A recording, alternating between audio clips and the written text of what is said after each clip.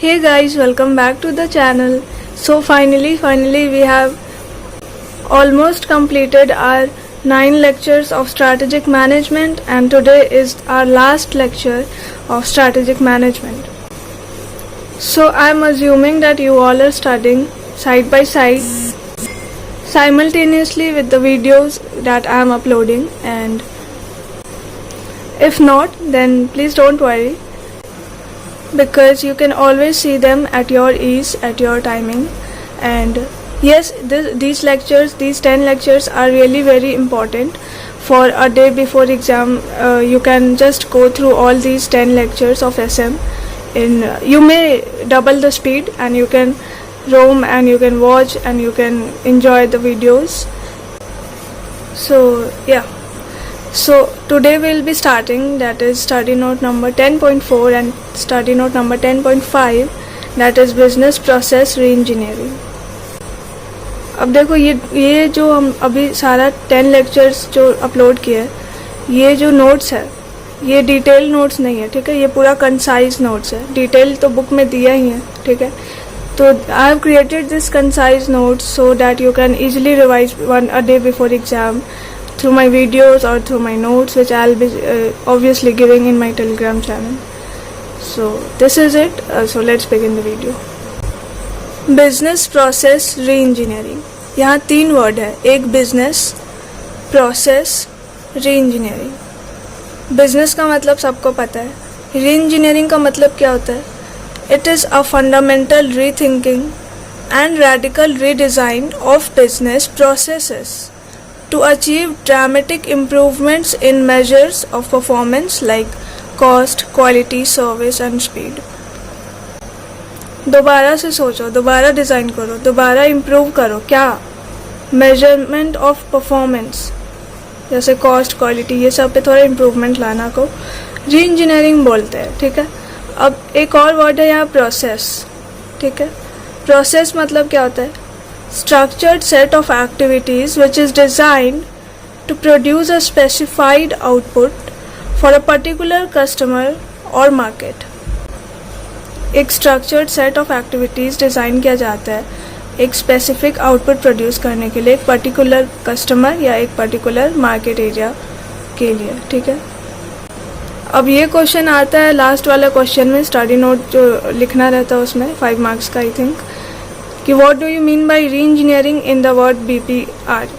What do you mean by process in the word BPR? ठीक है, business process re-engineering. तो इसमें ये दोनों डेफिनेशन प्लीज़ देख लेना एक बार.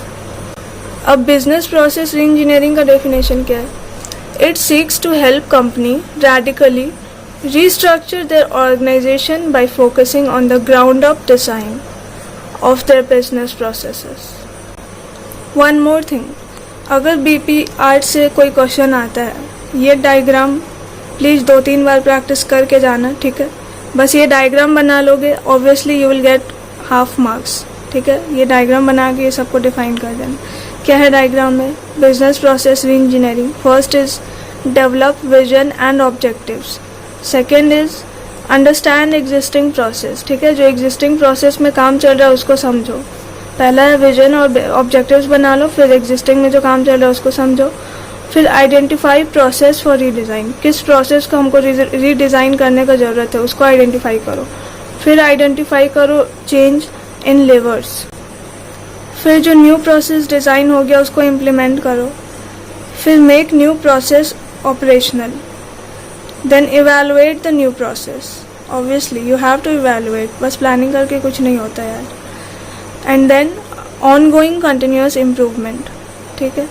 तो ये सारा स्टेप याद कर लेना, ऐसे डायग्रामेटिक फॉर्म में बना देना, and you will get I think 2 to 3 marks because of this diagram only.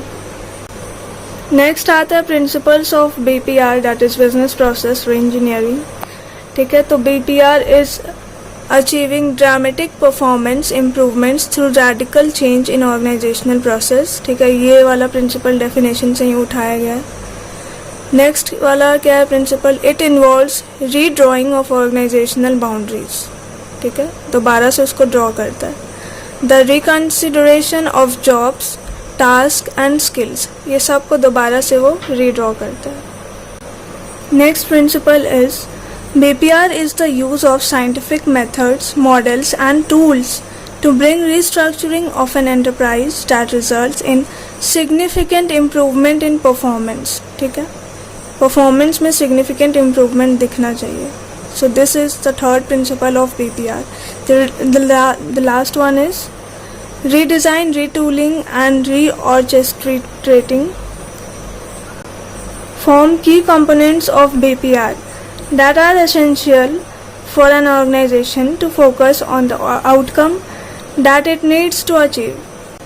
देखो, redesigning, retooling और reorchestrating ये तीनों एक की कंपोनेंट है BPR का, which are really essential for an organization. क्या के लिए essential है?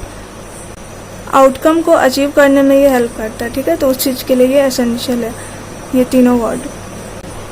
नेक्स्ट आता है methodology of a BPR project implementation और ऑल्टरनेटिव टेक्निक.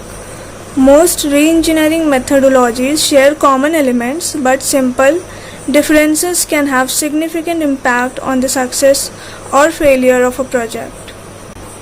इसका मतलब ये है कि सारा री इंजीनियरिंग का जो मेथड होता है वो ऑलमोस्ट सेम होता है. ठीक है, बट सिंपल सा डिफरेंस रहता है. ठीक है, जिसकी वजह से सक्सेस या फेलियर का चल जाता है. ठीक है, किसी भी प्रोजेक्ट में.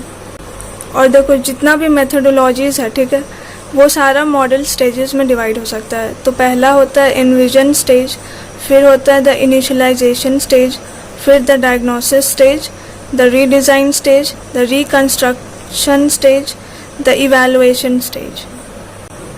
उसके बाद है एक्सपेक्टेड रिजल्ट्स और benefits for a company that implements BPR as follow. जो कंपनी BPR यूज़ करता है, ठीक है, उसका क्या क्या एक्सपेक्टेड रिजल्ट या क्या क्या बेनिफिट है. देखो 3 बेनिफिट होता है.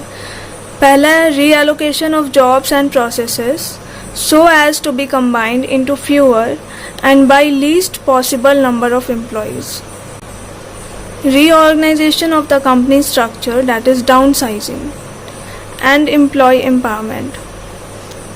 Last one is jobs and processes become feasible so as to be executed according to the needs of each case, companies and customers need.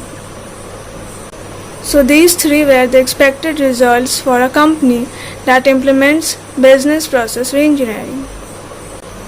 Now BPR कहाँ कैसा फॉर्म और कैसा ऑर्गेनाइजेशन में यूज़ हो सकता है. ठीक है, सो टाइप्स ऑफ फॉर्म्स और organization where BPR can be applied. BPR could be implemented by और to all forms and public organization that satisfy the following criteria. मतलब क्या है, सारा फॉर्म या सारा पब्लिक ऑर्गेनाइजेशन में BPR अप्लाई हो सकता है जहाँ ये कंडीशंस अप्लाई होगा. पहला कंडीशन क्या है, उस फर्म या उस ऑर्गेनाइजेशन में मिनिमम नंबर ऑफ एम्प्लॉयज़ होना चाहिए 20. ठीक है, जिसमें से एटलीस्ट 4 तो होना चाहिए मैनेजमेंट पोजीशन में. ठीक है, दूसरा क्या है, strong management commitment to new ways of working and innovation.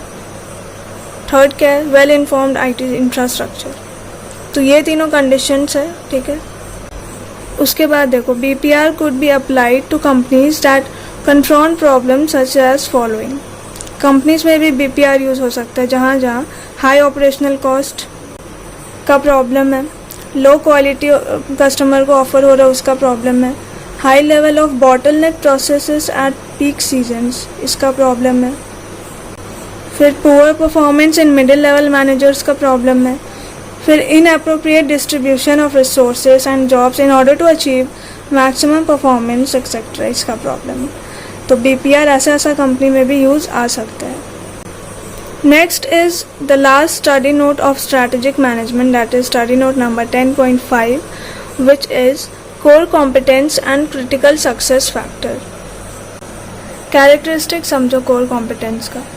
It provides distinctive advantage for the firm. Obviously competitors are not clear which resource or competences have caused the success of firm. This is known as casual ambiguity. Competitors को खुद नहीं पता है कि क्या उसका वो step था, क्या उसका वो कॉन्सिक्वेंस था, क्या रिसोर्सेज वो यूज़ किया जिसके वजह से फर्म का सक्सेस हुआ. तो इस केस को क्या बोलते हैं, कैजुअल एम्बिगिटी. ठीक है, It's not ambiguity, it's ambiguity. Okay. Next, it makes a significant contribution to customer value and the end product offered by the firm. And then they provide access to a wide variety of markets.